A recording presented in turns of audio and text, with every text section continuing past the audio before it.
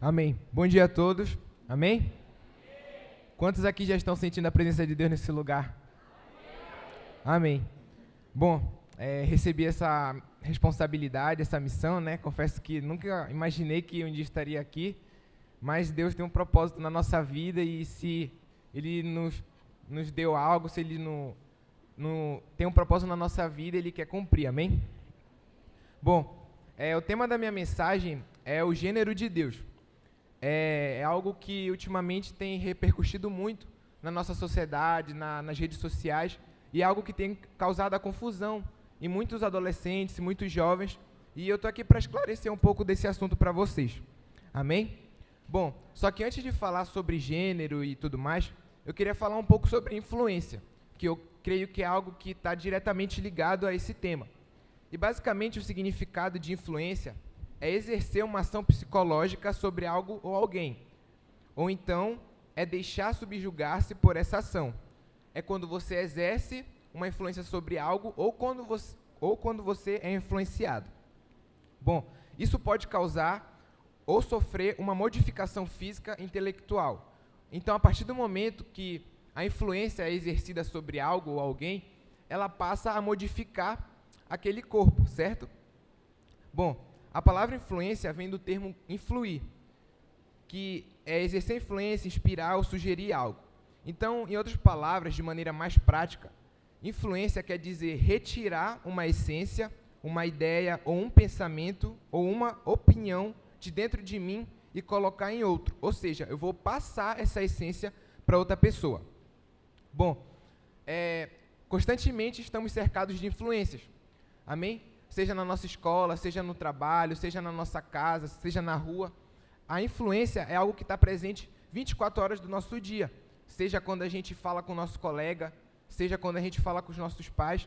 Então, a influência é algo muito presente na nossa vida e a gente precisa saber, como cristão, se a gente está influenciando ou se a gente está se deixando ser influenciado pelas coisas deste mundo. Bom, hoje em dia a gente vê que há uma busca por aceitação. Muitas das vezes, pessoas se sentem excluídas, muitas das vezes pessoas não têm convicção da sua identidade em Cristo Jesus, e muitas das vezes para serem aceitas, muitas das vezes para conseguirem realizar, fazer uma amizade, para conseguir alguns colegas, às vezes a pessoa se deixa ser influenciado, às vezes ela adota padrões que não é dela, para que ela possa ser aceita. Infelizmente, a gente tem visto hoje muitos adolescentes, muitos jovens, a gente tem visto uma geração perdida, uma geração confusa, que está buscando tantos ideais, que está buscando tantos padrões, e muitas das vezes, no final das contas, continua perdida, porque ela não tem a sua convicção, não tem a sua identidade em Cristo Jesus. Bom, e então, como versículo base, eu quero que vocês abram a Bíblia de vocês, aqui em Romanos, capítulo 12, versículo 2.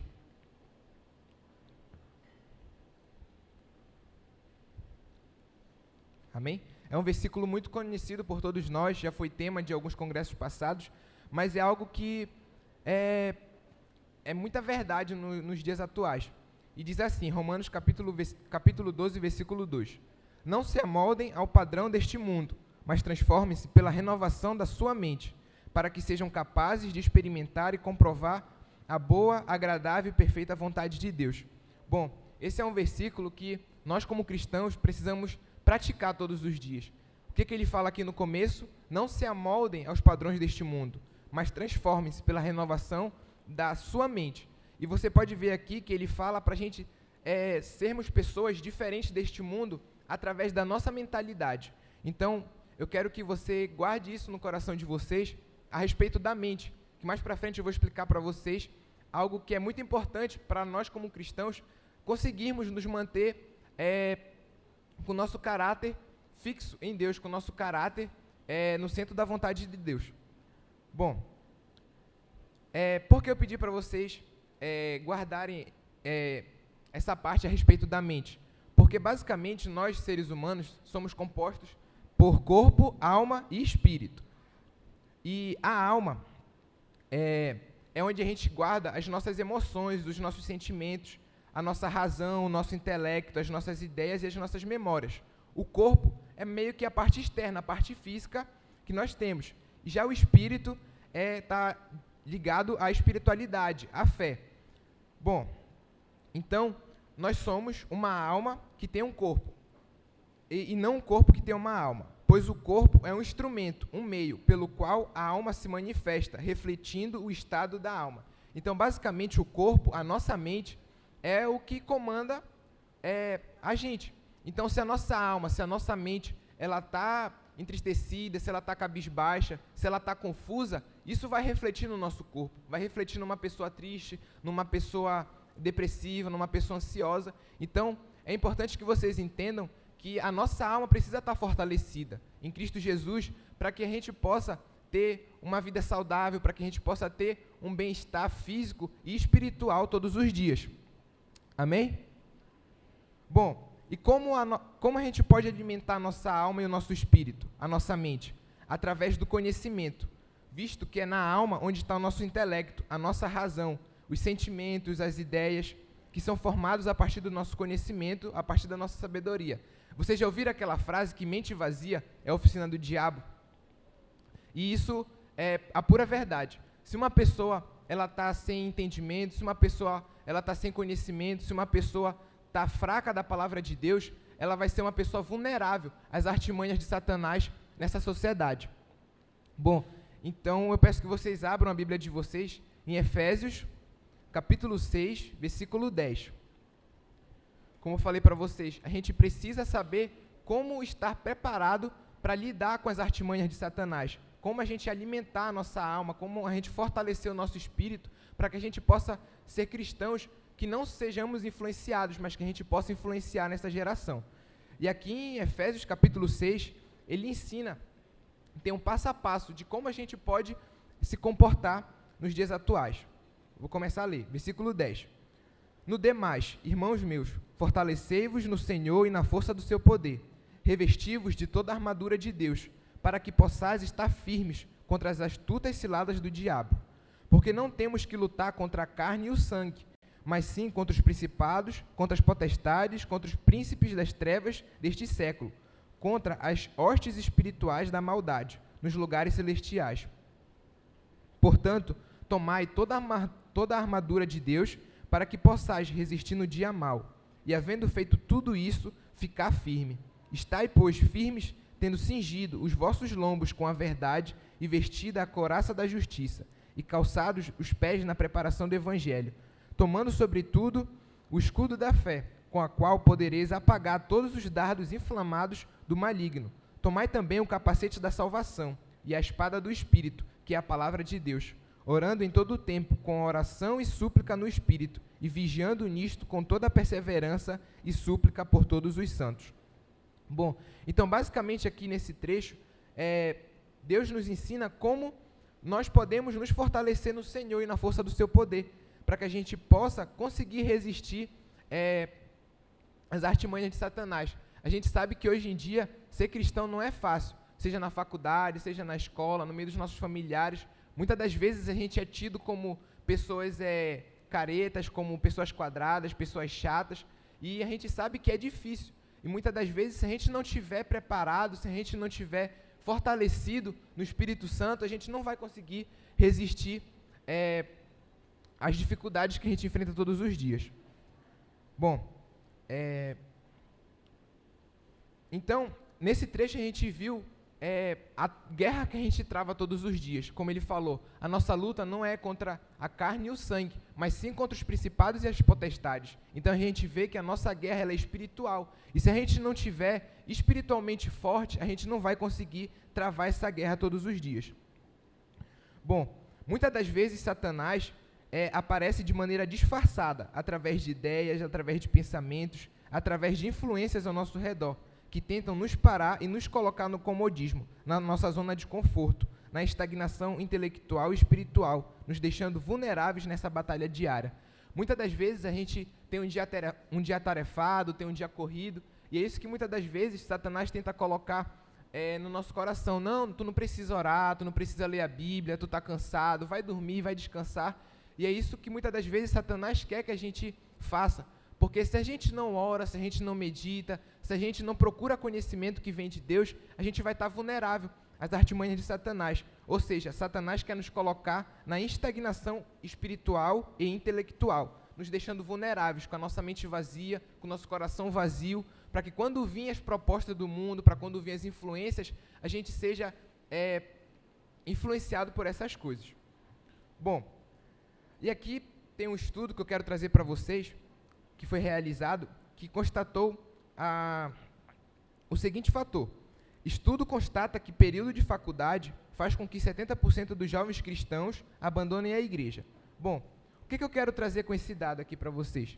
Não estou falando aqui criticando a faculdade, criticando o ensino, mas o que eu quero alertar aqui para vocês é que muitas das vezes cristãos, jovens, vão ali para a faculdade vulneráveis, muitas das vezes não tem uma vida de oração, muitas das vezes não tem uma vida de discipulado, e muitas das vezes eles acabam sendo influenciados facilmente ali pelas ideologias, e a gente sabe que o meio acadêmico é um meio muito hostil para nós cristãos. Então, se a gente não estiver preparado, a gente é facilmente influenciado e a gente acaba, muitas das vezes, abandonando a nossa fé, a gente acaba, muitas das vezes, duvidando de Jesus, duvidando da nossa fé, e a gente acaba, muitas das vezes, apostatando da fé. Bom, então, nessa guerra que travamos todos os dias, nós precisamos conhecer nossos inimigos e alinhar a nossa alma ao conhecimento de Deus. Bom, então quero aqui trazer para vocês as táticas utilizadas nos dias atuais que têm influenciado a sociedade. E aí que entra no tema da mensagem, o gênero de Deus. Bom, então a primeira tática que eu quero trazer aqui para vocês é a respeito do ativismo LGBT. De um lado a gente tem a aceitação por parte de homossexuais e de outro lado a gente tem a imposição, que são os ativistas LGBTs, que muitas das vezes eles querem uma aceitação, muitas das vezes eles querem impor vocês a aceitarem aquilo. E é o que a gente tem visto atualmente, onde muitas das vezes protestos, revoltas contra a família, contra as crianças, tudo isso é a fim não de conscientizar a sociedade, mas sim de impor a sociedade a acreditar naquilo. Bom, só que é interessante a gente saber que, independente se é a aceitação, se é a imposição, as pessoas precisam conhecer a verdade. Aquilo que está em João 8,32, e conhecereis a verdade, e a verdade vos libertará. Ou seja, Jesus, ele ama sim o homossexual, mas ele não ama aquilo que aquela pessoa faz. Jesus ama o pecador, mas ele não ama o pecado. Então, Jesus, ele vem primeiro com a graça e depois com a verdade. Então, a gente precisa entender que sim, Jesus, ele quer salvar o máximo de pessoas possível. Só que as pessoas, elas precisam entender que para seguir Jesus, precisa seguir os caminhos dele, precisa fazer a vontade dele e se arrepender dos seus pecados e fazer aquilo que Jesus nos manda. Bom, e aqui eu quero que vocês abram a Bíblia de vocês em Romanos capítulo 1, versículo 21. A gente vai ver exemplo de algumas pessoas que ignoraram o conhecimento de Deus. Romanos capítulo 1, versículo 21.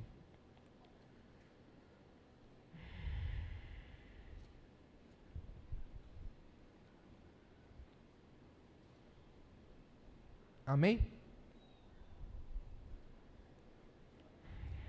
E diz assim: porque, tendo conhecimento de Deus, não o glorificaram como Deus, nem lhe deram graças. Pelo contrário, se tornaram nulos em seus próprios raciocínios, e o coração insensato deles se obscureceu. Dizendo que eram sábios, se tornaram tolos, e trocaram a glória do Deus incorruptível por imagens semelhantes ao ser humano corruptível, às aves, aos quadrúpedes e aos répteis. Por isso Deus os entregou à impureza, pelos desejos do coração deles, para desonrarem o seu próprio corpo. Eles trocaram a verdade de Deus pela mentira, adorando e servindo a criatura em lugar do Criador, o qual é bendito para sempre. Por causa disso, Deus os entregou às paixões vergonhosas, porque até as mulheres trocaram o modo natural das relações íntimas por outro, contrário à natureza.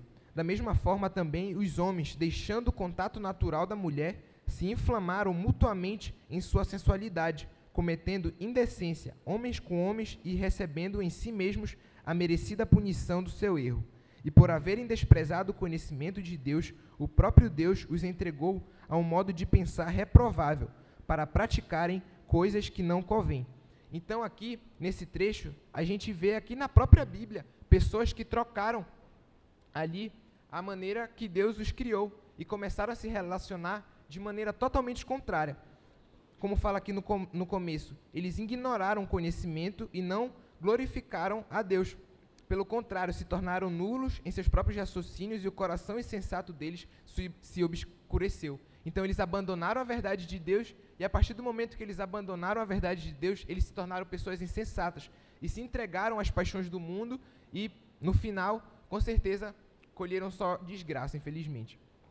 Bom, então, esse assunto, ele faz-se necessário para esclarecer assuntos que muitas das vezes não são esclarecidos, principalmente para nós cristãos e adolescentes, que somos confrontados atualmente, e que muitas das vezes não conseguimos nos posicionar por temor de sermos excluídos, ou muitas das vezes nos obrigam, ou nos impõem a concordar com essas pautas, que querem relativizar a sexualidade da sociedade. Ou seja, muitas das vezes a gente acaba sendo obrigado a concordar com essas pautas que são totalmente contrárias a que Deus nos fez. Deus, no início do mundo, criou ali homem e mulher. E hoje, a sociedade atual tenta relativizar isso, dizendo que você pode ser o que você quiser. Bom, a segunda artimanha que eu quero colocar aqui para vocês, a segunda tática, é a respeito da ideologia de gênero. Bom, como surgiu a ideologia de gênero? Basicamente, ela surgiu a partir de um rapaz chamado David Heimer. Bom, quando esse rapaz nasceu, houve um erro na sua cirurgia de fimose e o seu órgão masculino teve que ser queimado. Bom, a família ficou desesperada e procurou ajuda. Eles procuraram ajuda de um doutor chamado Dr. John Money. Ele era sexólogo e adepto da ideologia de gênero. Ele disse para criar David como uma menina, que ele se tornaria uma menina. Isso ocorreu na infância, até que David descobriu o que aconteceu e ele começou a voltar a se vestir como um menino. Então, basicamente, ali, esse rapaz, David, ele teve problema no seu nascimento, então teve que retirar o seu órgão masculino e a família ficou preocupada, não sabia o que fazer e procurou a ajuda de um médico. Esse médico, ele tinha Satanás no coro dele, que ele acabou sendo adepto da ideologia de gênero e falou ali para os pais daquele rapaz criar ele como se fosse uma menina. Acabou que aquele jovem descobriu a história tudinho, os pais contaram para ele, e ele voltou a agir como um menino. Só que em uma entrevista dada por David, em 2010, ele diz assim: "Era-me dito que eu era uma garota, mas eu não gostava de me vestir como uma garota. Eu não gostava de me comportar como uma garota. Eu não gostava de agir como uma garota", confessa David. "Eu não sou um professor de nada, mas você não acorda uma manhã decidindo se é menino ou menina. Você apenas sabe." Bom, então aqui nessa entrevista, ele falou que naturalmente ele não gostava daquilo. Aquilo foi imposto nele e depois ele cresceu, passou a se vestir, passou a se comportar como menino. Só que o que ele falou aqui no final? "Eu não sou professor de nada, mas você não acorda uma manhã decidindo se é menino ou uma menina." Ou seja, aqui ele deixa claro que essa questão de relativizar a sexualidade da sociedade é algo que é muito besta, é muito fútil. Como assim uma pessoa, não, hoje eu quero ser menino, hoje eu quero ser menina? Então é algo assim que a gente vê que é muito do diabo, porque Deus criou homem e mulher. E como assim eu vou mudar o meu gênero, vou mudar a minha ideologia apenas porque eu quero? Então a gente vê que é algo assim muito fora da nossa realidade. E aqui, acabou que esse rapaz, David Heimer, ele chegou na vida adulta, ele teve uma família assim, construiu uma família normal, só que no final da sua vida ele cometeu suicídio, assim como seu pai e sua mãe.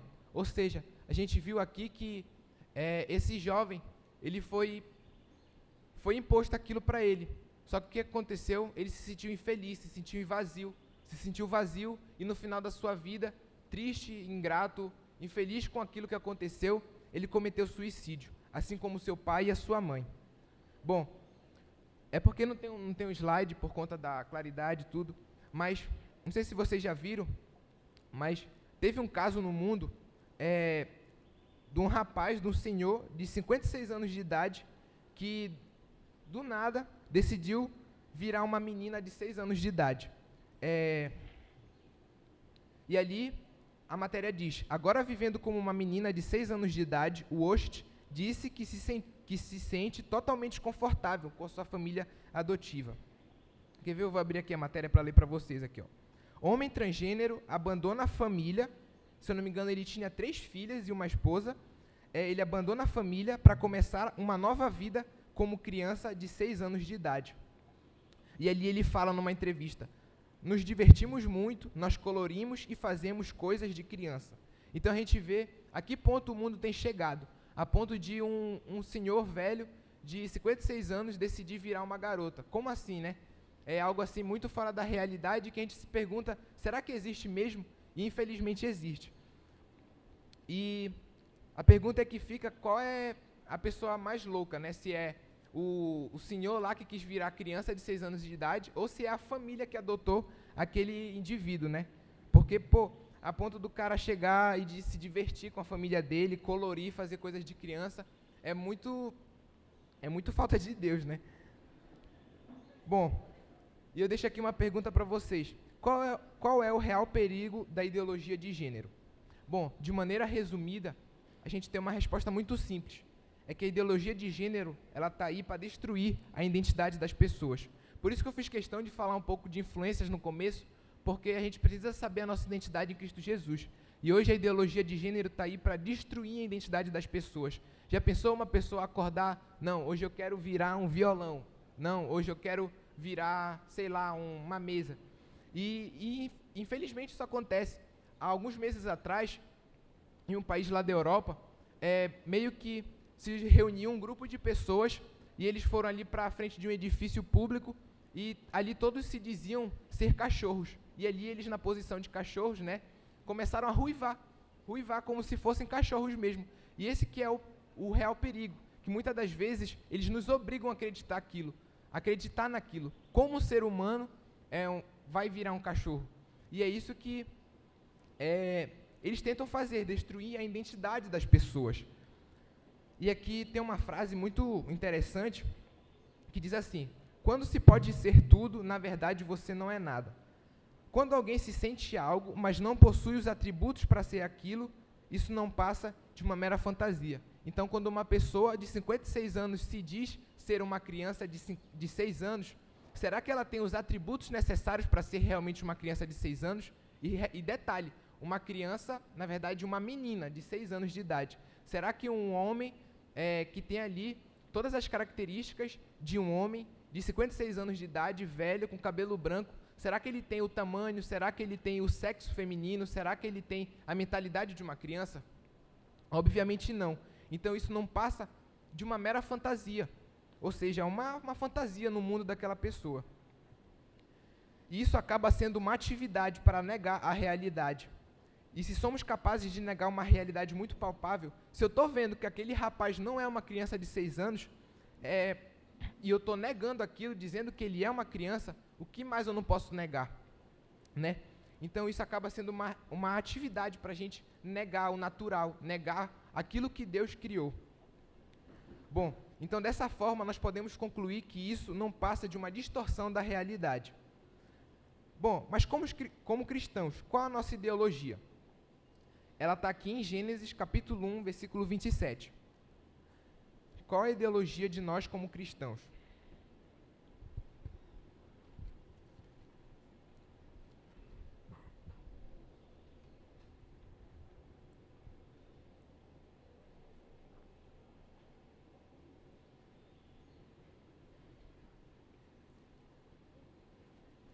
Gênesis capítulo 1, versículo 27. Diz assim: assim Deus criou o ser humano à sua imagem, a imagem de Deus o criou. Homem e mulher os criou. E Deus os abençoou e lhes disse: sejam fecundos, multipliquem-se, encham a terra e sujeitem-na. Tenham domínio sobre os peixes do mar, sobre as aves dos céus e sobre todo animal que rasteja pela terra. De maneira resumida, essa é a ideologia que Deus tem para nós. Deus nos afirma que foram feitos homem e mulher, a fim de se unirem no casamento e multiplicarem. algo que 2 homens e 2 mulheres não são capazes de fazer.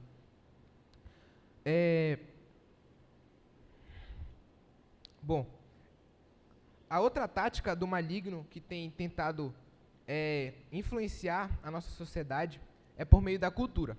Quando eu estou falando de cultura, eu estou falando a respeito dos filmes, das séries, dos jogos, das redes sociais, através das músicas, dos livros. Tudo isso é a cultura, certo? Bom, e aqui foi feito um estudo através de uma série na Netflix, não sei se vocês conhecem, mas ela se chama O Gambito da Rainha. Basicamente é uma série que fala ali de xadrez e tudo mais, e ali foram tirados alguns dados dessa série.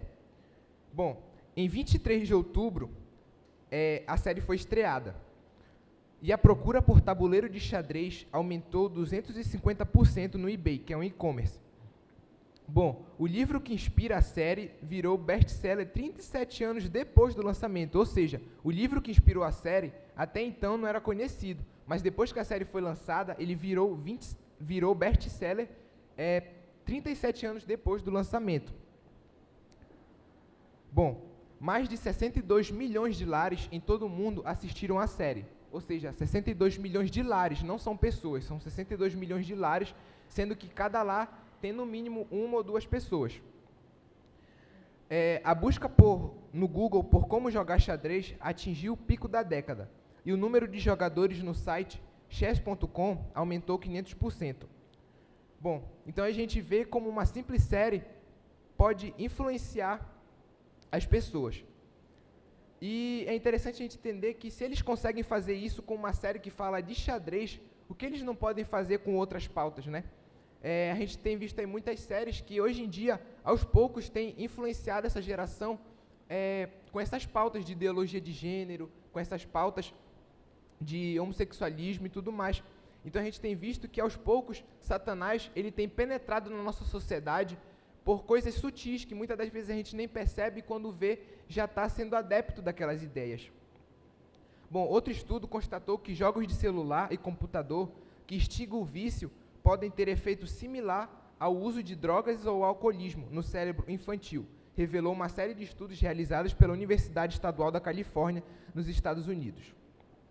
Bom, e aqui eu deixo outra pergunta para vocês. Será que tudo isso pode influenciar, pode me influenciar, pode influenciar você? Bom, infelizmente sim. Se a gente não tiver a nossa mente alinhada ao conhecimento, nós vamos ser pessoas vulneráveis a tudo isso, a essas ideias, a esses pensamentos. E isso vai tentar destruir a nossa identidade e nos querer levar à estagnação intelectual, nos deixando pessoas vulneráveis a essas ideias. Bom, e aqui eu quero rapidamente contar aqui a história de um personagem da Bíblia que realmente decidiu ser influenciado por Cristo e foi, a partir daquele momento, ele se tornou um influenciador ali naquela geração. E é a história da mulher samaritana. Abram a Bíblia de vocês em João capítulo 4.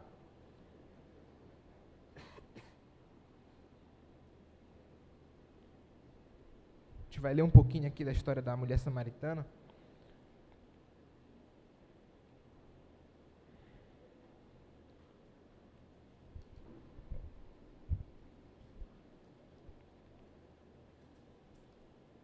João capítulo 4, versículo 1, diz assim: Jesus e a mulher samaritana. Quando Jesus soube que os fariseus tinham ouvido dizer que ele fazia e batizava mais discípulos do que João, se bem que Jesus mesmo não batizava, e sim os seus discípulos, deixou a Judéia, retirando-se para a Galiléia, e era-lhe necessário passar pela região da Samaria. Assim Jesus chegou a uma cidade samaritana, chamada Sicá, perto das terras que Jacó tinha dado a seu filho José. Ali ficava o poço de Jacó. Cansado da viagem, Jesus sentou-se junto ao poço, e era por volta do meio-dia.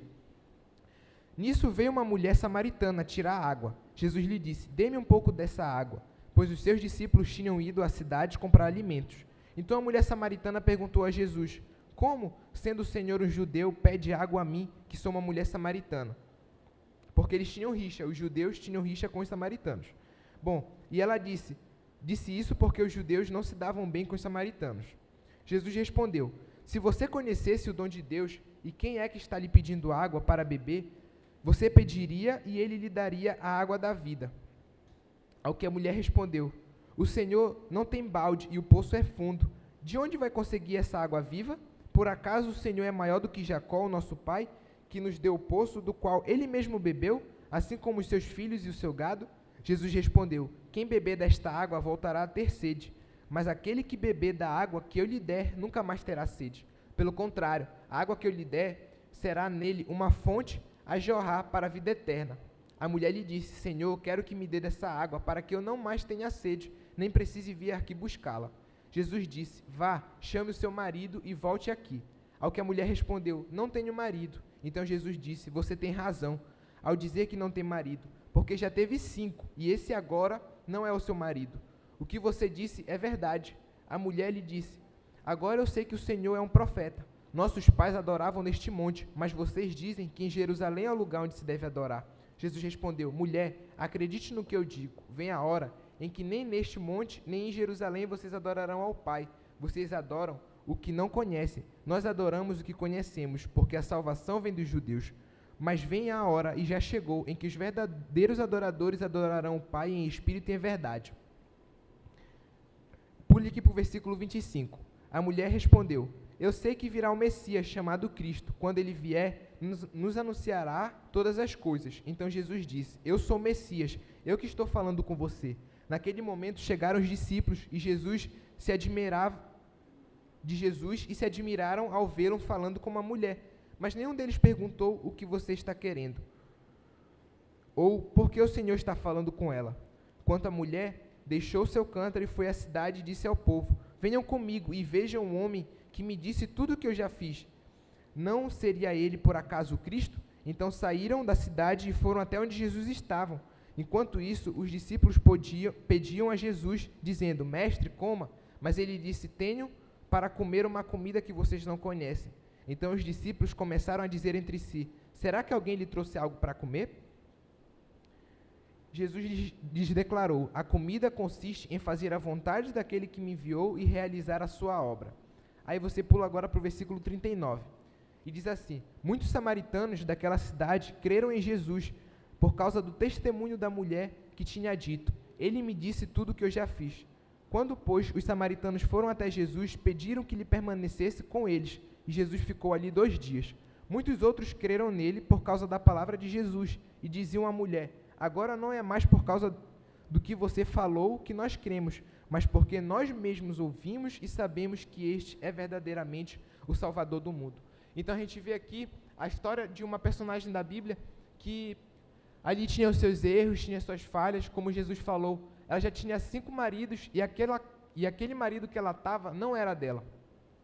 E a gente vê ali uma mulher que estava procurando realmente a água da vida, que estava sedenta de Deus, que já não tinha ali uma alegria, que já estava perdida, e ali ela encontrou com Jesus. E ali Jesus falou todos os erros dela, falou o que ela tinha, o que ela passava, e ali ela entendeu que realmente Jesus era o Salvador do mundo. Ela entendeu que realmente Jesus poderia dar a água viva, a água que ela estava procurando, poderia dar a felicidade para ela. E ali automaticamente ela saiu e foi espalhar as boas novas, foi espalhar o testemunho de Jesus naquela cidade. E ali muitos ouviram o testemunho dela e através dela conheceram Jesus. E ali também muitos foram salvos, muitos conheceram a verdadeira felicidade, a verdadeira alegria. Bom, abram a Bíblia de vocês agora em Gálatas, capítulo 1, versículo 10.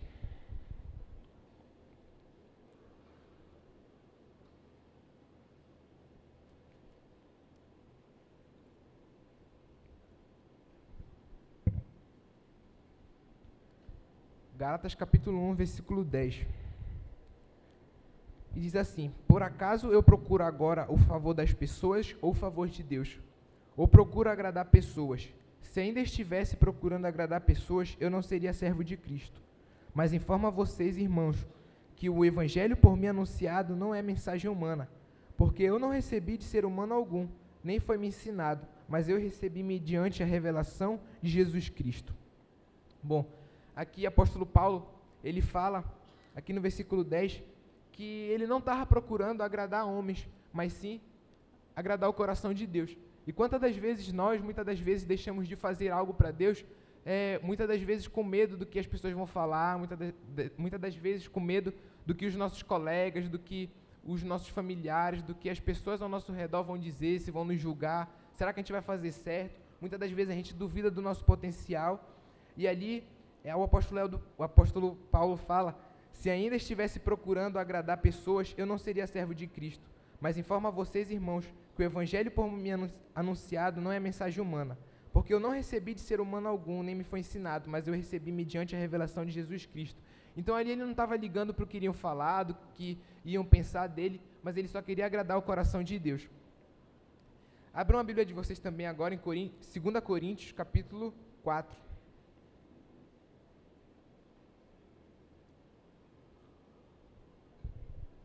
2 Coríntios, capítulo 4, versículo 16. Por isso, não desanimamos.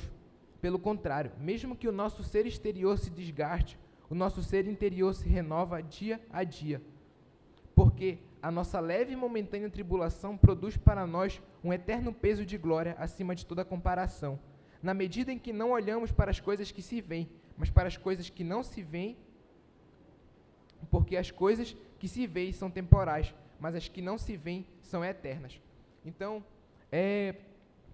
aqui fala quantas das vezes a gente se sente muitas das vezes sobrecarregado, muitas das vezes a gente já está cansado, muitas das vezes a gente deixou de viver uma vida de oração, uma vida de intimidade com Deus, e quantas das vezes a gente fica longe de Deus, quantas das vezes a gente está ali na igreja, mas a gente não consegue orar, a gente não consegue meditar na Bíblia, muitas das vezes ali na nossa escola, ali no meio dos nossos familiares, a gente é só mais um, a gente não influencia, a gente não fala do amor de Deus. E quantos de nós aqui chegamos nesse congresso, não, vou para lá, bora ver o que Deus tem para mim, se ele não tiver nada, pelo menos eu vou jogar um futebol. E quantas das vezes muitos de nós chegamos nesse lugar dessa maneira, a gente já não sabe o que fazer, a gente não sabe mais como orar, a gente não sabe mais como ler a Bíblia, a gente não tem forças para servir a Deus, mas com certeza, se Deus trouxe cada um de nós aqui, é porque Ele tem um plano nas nossas vidas, amém? Bom, abram a Bíblia de vocês também aqui em 1 Pedro, capítulo 2, versículo 9. É o versículo da geração eleita. E eu creio que muitos de nós aqui conhecemos, mas é aquilo que Jesus nos diz todos os dias. 1 Pedro, capítulo 2, versículo 9. Diz assim: vocês, porém, são geração eleita, sacerdócio real, nação santa, povo de propriedade exclusiva de Deus, a fim de proclamar as virtudes daqueles que os chamou das trevas para a sua maravilhosa luz. Antes vocês não eram povo, mas agora são povo de Deus. Antes não tinham alcançado misericórdia, mas agora alcançaram misericórdia. Bom, então a gente vê aqui que Jesus, Ele nos escolheu. Como eu falei para vocês, se você veio aqui hoje, você nem sabe o motivo pelo qual você está aqui, mas eu tenho algo para dizer para você. Com certeza você não está aqui à toa. Jesus, Ele tem um propósito na vida de cada um de nós. Quem diria que um dia eu estaria pregando aqui no congresso? Confesso que quando o apóstolo Helder mandou ali a mensagem, diferente do Álvaro, que falou que era o maior sonho dele, para mim foi uma surpresa, né? Eu disse, meu Deus, e agora? Tem que pregar no congresso jovem? Mas com certeza, Deus, Ele não nos dá aquilo que a gente seja incapaz de fazer. Às vezes a gente duvida do nosso potencial, será que eu vou conseguir? Mas se Deus está colocando isso na sua vida, é porque Ele sabe que você vai conseguir, é porque Ele sabe que você vai ser capaz de realizar aquilo, é porque Ele está com você e vai lhe dar forças.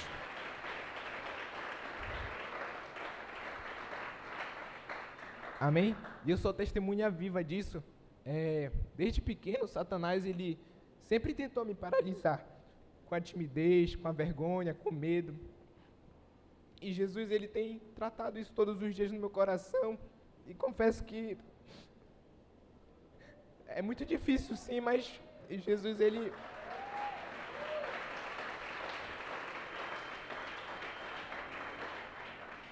é aquele que nos dá força todos os dias. Com certeza Deus tem um propósito nas nossas vidas, e Ele chamou você para influenciar nessa geração. Talvez você chegou com dúvida, com ressentimento, você chegou aqui sem saber quem você é em Jesus Cristo, sem ter convicção da sua identidade, sendo influenciado pelas ideologias deste mundo. Mas Deus, Ele quer restaurar o seu coração, Deus quer transformar, Deus quer mostrar a Ele a sua identidade em Cristo Jesus. Esse é apenas o primeiro dia. Então, se você ainda está com o seu coração endurecido, se você ainda está com essa mente fechada para o que Deus tem a falar para você, eu peço que você abra. Na verdade, não é eu que convenço, mas é o Espírito Santo. Então, decida abrir seu coração, porque com certeza Jesus, Ele quer fazer coisas tremendas nas nossas vidas. Amém?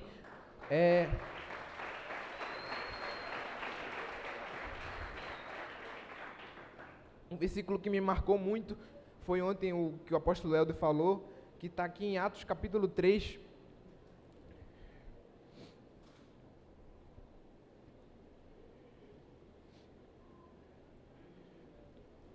Atos capítulo 3, versículo 19.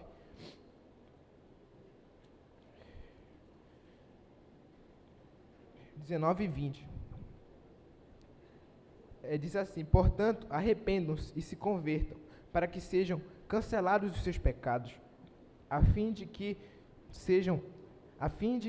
da presença do Senhor venham tempos de refrigério, e que Ele envie o Cristo, que já foi designado para vocês, a saber, Jesus.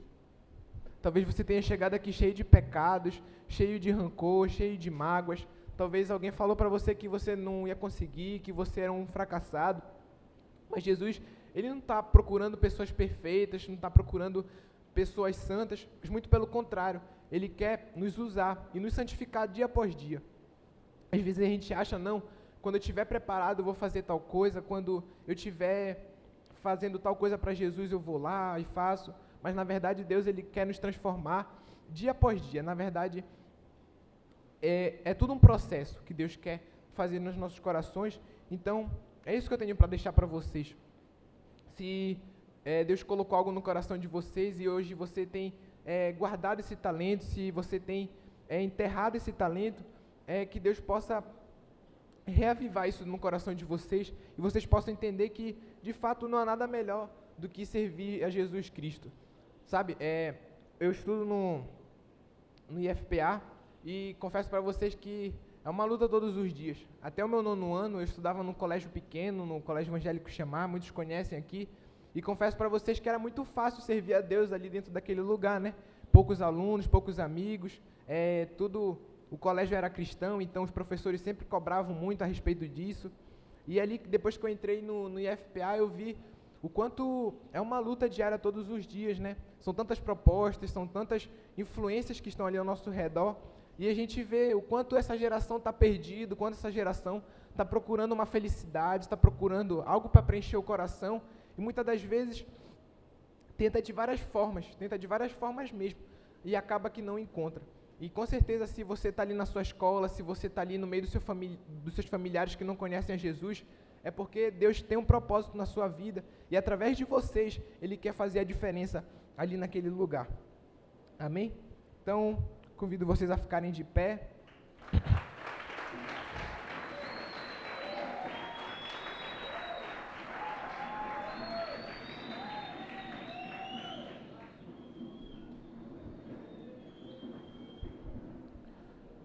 Bom, decida sair desse lugar, não da mesma forma como você entrou, mas decida de fato ser um influenciador do Evangelho de Cristo.